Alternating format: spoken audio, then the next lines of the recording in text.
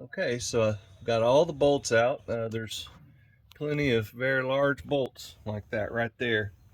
They're all 19 millimeter, and you'll see that there's two here, one there. Same thing on the other side. There's one up there. So just as you get all these bolts loose, it'll start coming down, and you'll see that there's a little slack in it, and it's going to try to twist a little bit, I think, from the weight of those control arms. So you just have to bring it down slowly. I've got it supported by a jack right now. And I think about the only thing that's going to be causing a problem probably is going to be one of those lines up there. The high pressure line is probably going to drag a little bit. Let's see if we can start coming down a little bit. Let's see what that looks like. Yep, it's a two-handed job. Yeah, it immediately tries to twist, and then it sets down on the front of this transmission right here. So I'm gonna have to get up under there and kind of manipulate this whole thing back a little bit while it's raised, and then slowly drop it down as I clear that transmission housing. All right, so I finally got that thing out. I'm telling you, man, they did not design this to come out easily. That line was hanging up. This line was hanging up on it the whole time. And I just kind of had to do a controlled drop on there and just let the jack slowly go down. And I grabbed that sway bar by the horns and just kind of guided it back because it wants to hang up. If I can get a look at it, it wants to hang up right here. And so as it comes down, you have to pull it back to clear this rear drive shaft housing.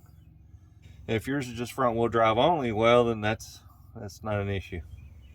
So I guess if it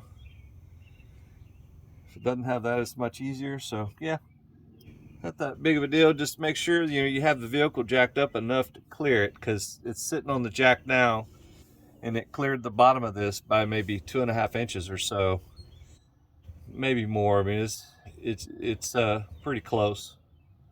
I mean, for a comfortable exit. I mean, you can just put it on the ground and drag it out if you want. But that's one of the reasons why I wanted to leave those brake rotors and all that junk just not on there, because I didn't want to drag all that stuff on the ground. So, all right, well, that's going to be it for this. I'm going to swap out that rack on there. There's not much to it, and put all this back together. One of the things that I plan to do, so I don't have to deal with this this hard line again, is I'm going to remove this hose completely, and I'll probably put a fitting on here or something. Probably put a fitting like right here, just a JIC double swivel fitting. I'll sweat it on there so that if I ever need to take this hose off, I don't have to deal with this again, because this thing right here was just about the single most biggest pain in the butt in the whole deal. Just to get this loose, it was very tight.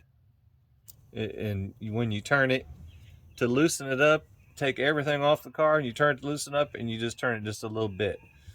There might even be a value in not taking this off at all and remove it from the power steering pump and just let that whole hose come down with it.